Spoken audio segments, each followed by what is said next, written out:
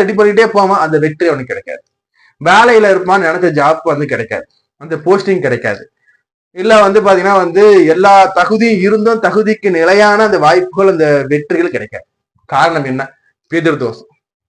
இந்த பிதிர் தோஷத்துக்கு முதல்ல என்ன? முதல்ல உங்களுடைய அப்பா அம்மா, உங்க அப்பா அம்மாவுக்கு பசிக்கிறத சோறு போடணும். அவங்களுக்கு நம்ம செய்ய வேண்டிய கடமை நம்ம செய்யணும். மாதா பிதா குரு தெய்வம். மாதானா அம்மா, பிதானா அப்பா.